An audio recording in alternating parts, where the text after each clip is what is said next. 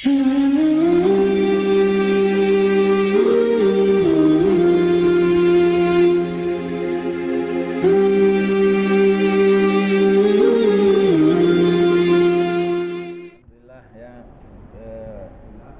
kita untuk memakmurkan masjid karena ada janji Allah di sana.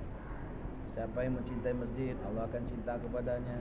Siapa yang memakmurkan masjid, Allah akan berikan kemakmuran.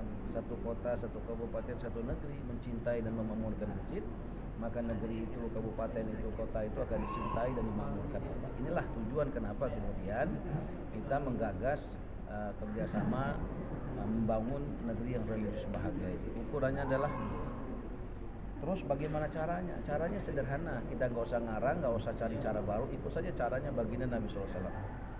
Bagaimana Rasulullah ketika itu berhijrah dari Mekah ke Madinah. Ketika itu Yastrib itu penuh dengan kegelapan. Ekonominya hancur, kesehatannya hancur, pertengkaran, peperangan di mana-mana, pertumpahan darah, wabah penyakit di mana-mana. Hari ini kena, besok mati.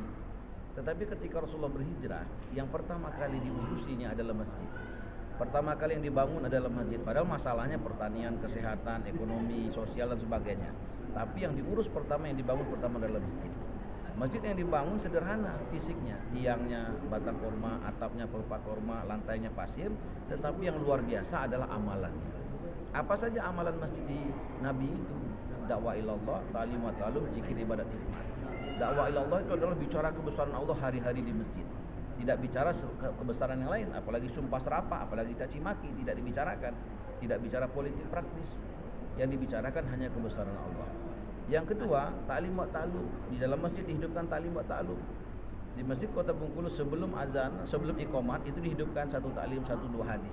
Sehingga orang yang datang menunggu sholat, ada yang datang terlambat sholat, enggak terburu-buru, dia bisa wudu dulu sembari mendengar satu dua hadis dibacakan. Apa manfaatnya sholat berjamaah? Kalau orang paham nilainya, pasti merayap pun dia mau sholat. Kenapa orang tidak mau sholat berjamaah di masjid? Karena nggak tahu manfaatnya. Kenapa orang malas baca Quran? Karena nggak tahu manfaatnya. Kenapa orang semangat jadi tentara, jadi polisi, jadi artis, siap korban harta waktu? Karena tahu manfaatnya. Sehingga ta'lim wa ta'allum ini agar kita tahu manfaatnya, apa manfaatnya taat kepada Allah. Zikir ibadat.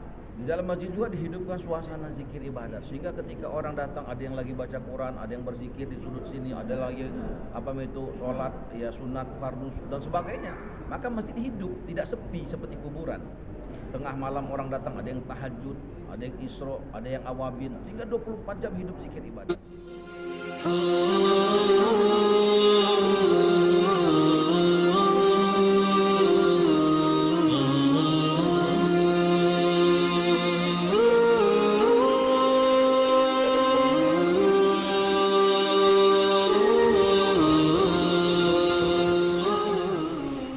Dingin, sejuk, jamaahnya, pengurusnya senyumnya lebar-lebar.